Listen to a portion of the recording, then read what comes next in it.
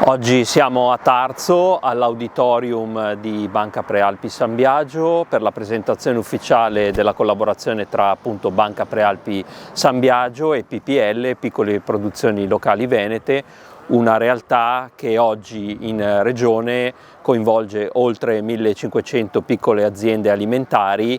Volete saperne di più? Seguiteci. Carlo Antiga, presidente della Banca Prealpi San Biagio. Oggi si celebra un'importante partnership tra il vostro istituto di credito e le PPL Venete, il consorzio, e quindi Banca Prealpi San Biagio sempre in prima fila nel valorizzare le eccellenze locali e sostenere soprattutto i piccoli produttori locali. Assolutamente sì, come Banca del Territorio siamo particolarmente attenti a queste realtà economiche che rischiavano tempo fa di anche sparire e quindi grazie appunto a questa legge abbiamo assolutamente abbracciato questa proposta che permette a questi piccoli produttori di poter continuare a produrre anche piccole quantità, ma quantità che possono essere sicuramente significative per la propria azienda, piccole aziende normalmente, e che possono diventare anche economicamente significative. In questo senso quindi la nostra vicinanza a loro è sempre stata, diciamo così, molto forte, anche perché sappiamo benissimo quanto importanti siano le piccole produzioni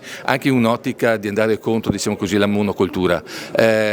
Quando tu vai in una qualsiasi gita, la prima cosa che fai sicuramente guardi le bellezze, guardi tutto, però se non ti siedi a tavola e non assapori quello che è le caratteristiche tipiche locali, non conosci a fondo un paese, non conosci a fondo uno Stato, e quindi io credo che questo sia un bellissimo biglietto da visita che noi continuiamo e soprattutto sosteniamo, anche perché voglio dire noi siamo tutto sommato quello che mangiamo. Un grande tassello quello che oggi andiamo a realizzare con Banca Prealpi San Biagio, un progetto che nasce, che comincia a prendere forma ancora 15 anni fa, grazie a un'idea ovviamente della Presidenza della nostra Regione e attraverso ovviamente gli istituti come l'Istituto Zooprofilattico delle Venezie e l'ASL del Veneto, che si sono adoperati ovviamente perché tutto questo fosse possibile. Oggi, grazie a una normativa ben precisa, contiamo oltre 1500 realtà, piccole produzioni che variano in 12 tipologie addirittura di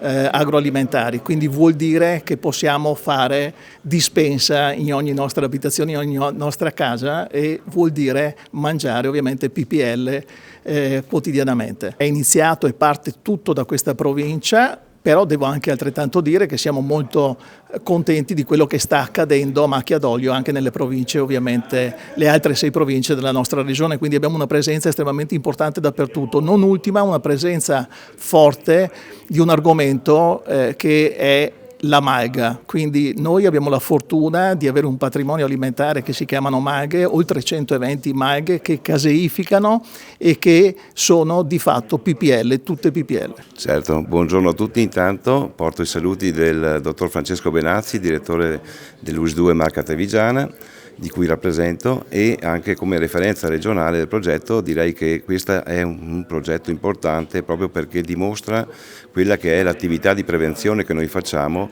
in maniera attiva sul territorio con gli operatori ma anche sui prodotti.